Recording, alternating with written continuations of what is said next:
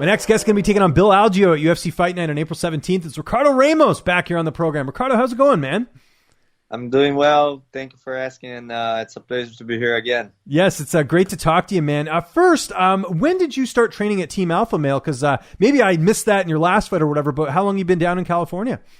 Yeah, for this training camp, just almost 2 months.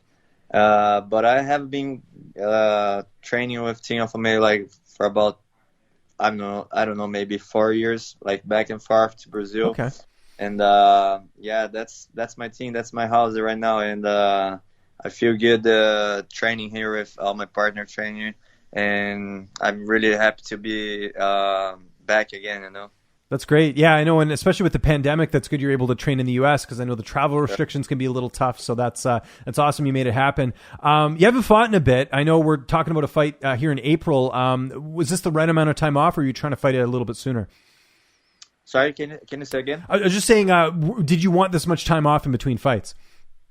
No, I don't want to. I would like to fight as soon as possible. When I would like to fight 2 months after my last fight, but I could fight in the same night. I was like, fuck, I need to come back again and show who I really am. But it's always just like that. When I fight, they take some time to put me back, but it's all good, part of the business, and I'm always ready. That's awesome. When did you find out? Did you get plenty of notice for this fight? Yeah. So I was scheduled to fight with Zubair, and now Zubair got injury, and then I had to and they sent me Bill Algeo for these dates, and they changed the event. So I was supposed to be fighting in March 13, and then they moved it to April 17. So they sent me this fight about a couple weeks ago. I think it. Yeah, so you've known you've been fighting Bill. It's just they switched the date around, right? Like you were saying.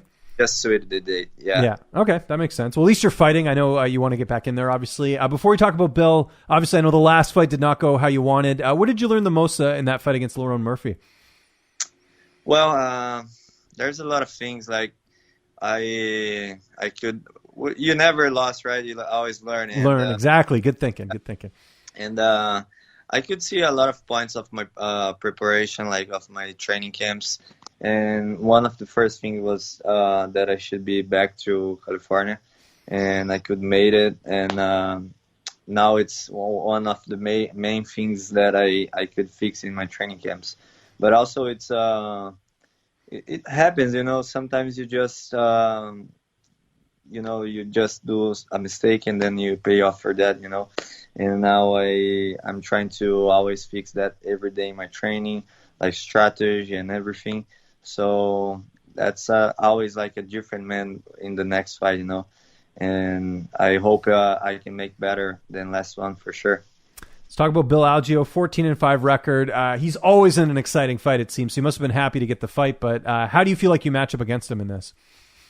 He's a well-rounded guy, and I feel like I got a better jiu-jitsu, and I can use my jiu-jitsu on this fight. But also, he's a striker. He got long arms and legs, so he can kick, do some good kicks.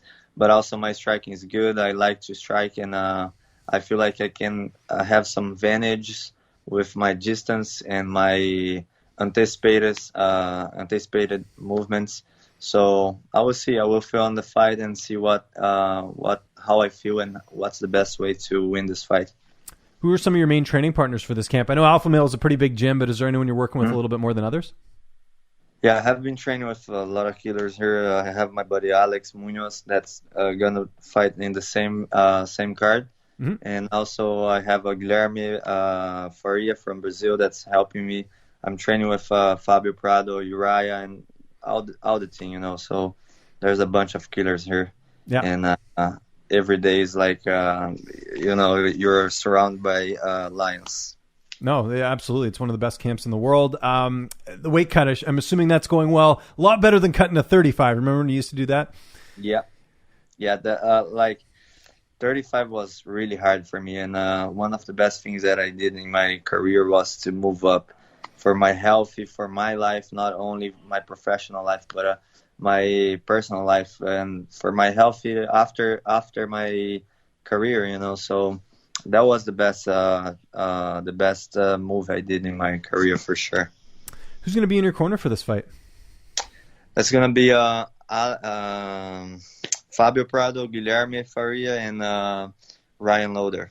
Oh, cool. Okay, nice. And how do you see the fight playing out on April 17th? Like I mentioned, Algeo's a guy that will take you into deep waters. Do you see this fight going the distance, or do you see a potential finish in this fight? I see a potential finish for sure. I'm always looking for finish, and maybe a submission, maybe a knockout. But I see this fight going out in the second round by something like knockout or submission. What's downtime looking like in California? What do you do when you're not training? Are you watching any TV or playing any video games or going to the beach? Like what are you up to? Yeah, I do a little bit of video games. I like to just walk around Midtown and everything. The city is pretty fun.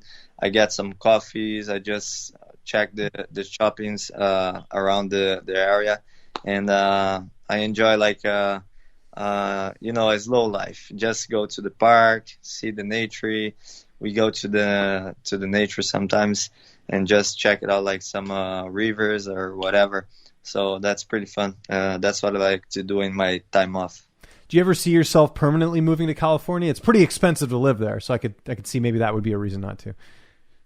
Well, now it's not something that just because like my girlfriend, she's pregnant in Brazil. So oh, gotcha. Well, congrats, man. I didn't know. So when's the due date? So she's pregnant.